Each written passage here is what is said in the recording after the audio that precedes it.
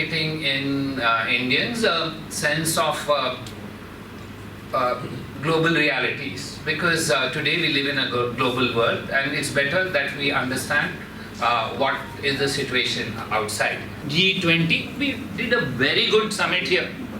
We did the best G20 summit. Or BRICS. What is BRICS? It's a club. They can decide who comes in. They can remove somebody tomorrow. They can bring in somebody else tomorrow. It does not have legal sanctity in an international organization, international law. It's a club. You agree on something. There is no repercussion if you go out and don't do that. So clubs, by definition, cannot be international law. And that's my simple point. So you can do all these things, but you need legal thappa. That thappa cannot come through these small organizations. So you still have to look at it. Okay, bhai, I'll agree with them, but I still have to take it to some big institution where everybody is there, and then I get the thappa. Until then, done, gone. I think the major part was coming now, but that's all right. So it doesn't matter. So my bigger point is that these clubs will require, and I had just one slide which I wanted to show that how the world is changing. It's not about states alone. It's about non-state actors also. So we are resetting it, so let's see. So we talk about Houthis. They are not a state. Or we talk about Hamas. It's not a state. Or Hezbollah. It's not a state. But, and that's what I wanted to show, this is not only a phenomenon of the Middle East that we are thinking. It's a phenomenon that is now in the US. So let me give you an example. So, the US this year has launched 130 satellites. 130 launches. Of the 130, and it's the highest. The rest are all less than half. China is about 60, India is about 5, European Union is 4, 3, 2, etc. That's what it is, that's all. Out of the 130, 125 are of one company. Elon Musk, SpaceX. So watch out. While we are looking in the world here, SpaceX, you will have the sovereign republic of Elon Musk in space soon. Because he's going to dominate. The number of satellites they are putting up is between 8,000 is starting. By the next year they will have 8,000. He's planning 30,000. 8,000 is not the total satellites that everybody else has. Once you take over, then everything will be determined by where Elon Musk's satellites are there. So my general point is that we need to look at new and emerging actors. We need to look at, and I come back, while we talk of the big thing, and it is important for us to look at the big thing, circumstances have changed. It makes us look at small clubs. It makes us look at issues that we didn't look at. But the shortcoming is whatever you do, you have to come back. If you want your role as a big power, you have to come back to international law. And that international law can only be all-inclusive. It's like, there is a saying, and we do it all the time, that nothing about me without me. Like, you will say, no government without my right to vote. Similarly, in international relations, that is the thinking. So what about our global south? If we say, I want to be in G20, I want to be in Quad, I want to be in I2U2, I want to be in whatever else. What about the people who you are saying you are fighting for the global south? There are 110 countries whose population is less than 10 million. Smaller than maybe Hyderabad's population. But they are independent countries. So how are you going to involve them? You can't involve them through these clubs, no? Because the club is only exclusive. Sikandrabad club is for Mohan or for Venkatesh. Not for all of us, you and me. We are not allowed there. So where will we go? Where will the small little, he was saying about Vanuatu, where will Vanuatu go? And there's no harm in Vanuatu also wanting to have a say. So Vanuatu goes to the ICJ, etc. By the way, there's an interesting court case going on in the ICJ. Vanuatu says, what are the rights of all the states towards climate change? Because they say, I'm 20,000 like he says, but I'm going to be drowned because I don't emit any carbon emissions, but I'm going to be drowned because all these guys are doing it. So they are saying, please tell me what are these guys' rights, what are these requirements, etc. and all. One. And there are a whole host of what I would say trans-boundary issues. Two. Yeah, next, can we move on, Father? Yeah, I told you, so we are doing, yeah, this is what I want. So the new concept is no multilateralism, minilateralism or plurilateralism. I have Sikandrabad club and there may be some East Maratpalli club. I don't know, maybe. But this is after 40 years I'm coming back to East Maratpalli, so I don't know. Deccan club. But Deccan club. So somebody wants Deccan club, somebody wants this thing. You can have any club. Ranga will have his own chartered accountants club. So, and we are thinking this is new. Just click. Can you tell me this photo? Yalta. So there were clubs then also. But where did Yalta lead to? United Nations. Exactly. So these small clubs, my same point, small clubs have their own thing, but they don't represent you. Finally, you will have to go to a bigger organization. And that's why we say we are not going to give up that aspiration, even though people will say, why are we wasting time and all? No, we will not give it up because we know in 10 years, 20 years, Trump is going to go after 4 years. Somebody else will be after 10 years.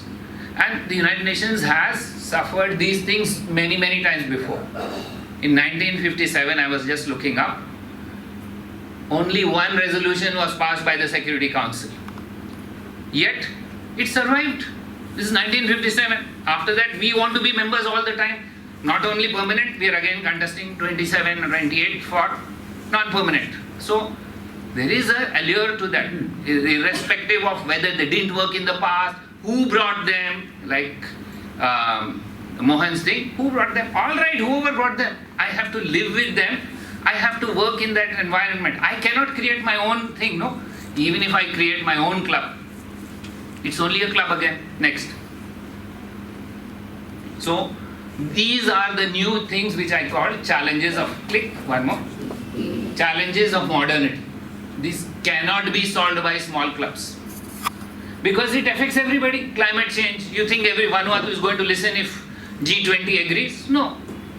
You think migration, people are going to stop because India and USA agree? Some people will go from Guatemala, some people come from Bangladesh to India, some people will go from Sri Lanka to India, some people will go from India to Maldives. It's normal. You cannot do this individually. So, health. I mean, we saw in the pandemic, it was a total failure for all forms of cooperation, but the next one is going to come. Are we prepared for it? Yes, next. And I told you about this space race. So look at this, 134 as of day before yesterday, I think. Click. 124 are SpaceX. The rest are all rest. Click. And this is what your space is going to be. And if space is going to be like this and you'll say, no, we will just 5 of us decide, it's not going to happen. Nobody is going to agree to this. You will have to look beyond tomorrow. So if you look at tomorrow, sure, no Security Council reform. You look after 5 years from tomorrow, something has to take place, whether you call it Security Council or something. And that's my last point. Just click. I told you what about the Global South. We are supposed, so one concept of international organizations is they're all Lilliputians catching Gulliver and holding them to rules. Because otherwise there's no rules. So what about the Lilliputians 110 I told you? Next. So here are the 3 options for a future world. One click. This is Mohan and my time, bygone era. Click. This may be the new normal, already there, or we are going towards there. And if we follow the Trump doctrine, click.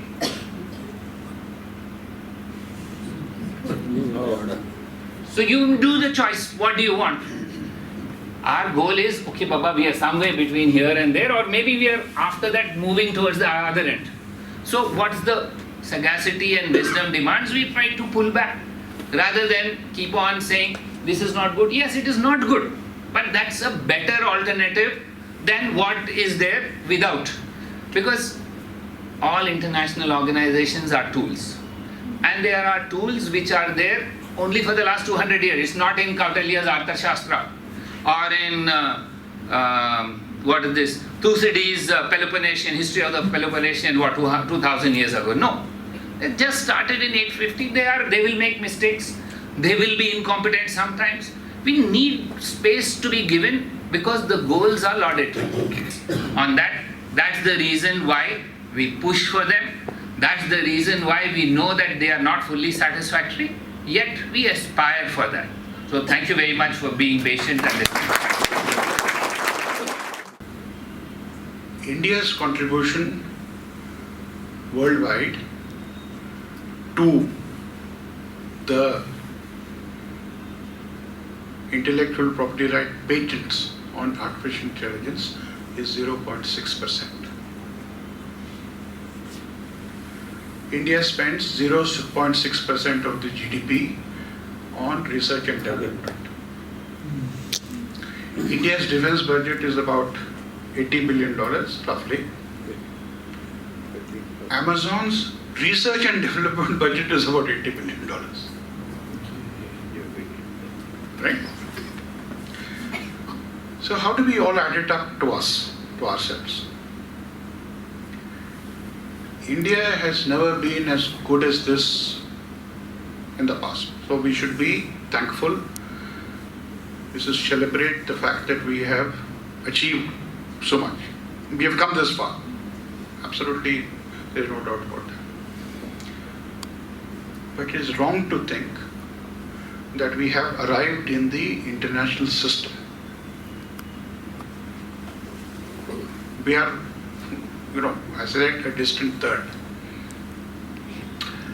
And the international system also does not go by your sense of entitlement. Your place in the international system will not be given, it has to be taken. You have international support, it becomes easier. If you don't have international support, it becomes a little more difficult. But I'm confident, Akbar has said it, put it very rightly, it's an aspiration. Aspiration has to be backed up by capabilities. The way we are progressing, I am confident that we will achieve that stage in the future. But to judge on this one issue of whether India should be there on the Security Council of Business, I would say we need to keep in mind that there are other centers of growth which we should be cognizant about. We should not lose self-confidence, we should in fact increase our self-confidence. But self-confidence itself is not enough. You have to put your education system in order. You have to put your research and development system in order. You have to put your economy in order. I mean, your economic system. Finally, how do economies prosper as big powers? You have less debt. So fortunately, our debt is only 75% of our GDP, so we are doing, we are careful with our money. But increasingly, more and more elections are being fought on freebies. If this trend continues, we'll slowly start becoming we are a young country, but it will start becoming like a pension country, where the working population supports a larger and larger portion of population which is not working, which is the definition of a pension country. We can't. So if you do that, then the amount of money you can spend on infrastructure, on development of a long-term nature, what you invest in your country for a long-term nature, into your military, for a long-term nature, into your technology, into a long-term nature, and fundamentally into your own people, fundamentally into your own, our younger generation. How much do you invest in your younger generation so that when they come up on age, are they able to take on the responsibilities of citizenship in India, of a country that is more and more influential in the world, right? How can diplomacy play a role? There is this slight sense of misunderstanding of diplomacy, that if you are clever, if you talk well, if you make friends, if you show influence, the Carnegie, how to make friends and influence people approach, that works to a little extent. Beyond that point, power is a question of power. So we should get away from this impression that we are exempt from the laws of power. We are not. We are like any other country in that sense, right? So if you combine this, which is an aspiration for the future, if you combine this with a steady build-up of capabilities, and the most important, which is a long-term vision of development. I think Prime Minister has very rightly put India's development in the next 5 years, not as only for next 5 years. He talks about what will happen when we are 2047, Viksit Bharat. So you should have an immediate goal, but you should also have a long-term goal. And this immediate goal and long-term goal should be aligned. They should keep, unless there is alignment of what you want to do and what you do constantly over a period of time, that is the only way you can become a great power. A great power means a long-term investment, a consistent investment in your own capabilities.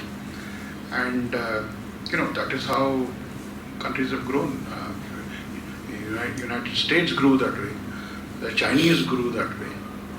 So if we are to come into the league of the big powers, there is no substitute for us also to grow that way.